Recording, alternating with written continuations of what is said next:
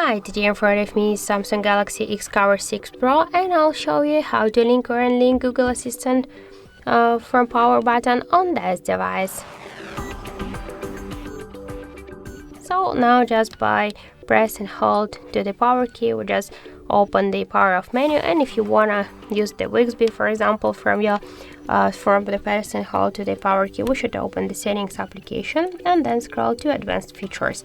Then click to side key, and now by press and hold we can power off the menu, like just change it to wake the Bixby. So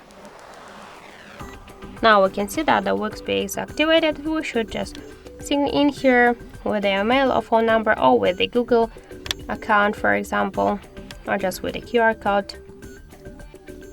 Okay, so that's it. Thank you for watching, and if you find this video helpful, don't forget to leave a like, comment and to subscribe our channel.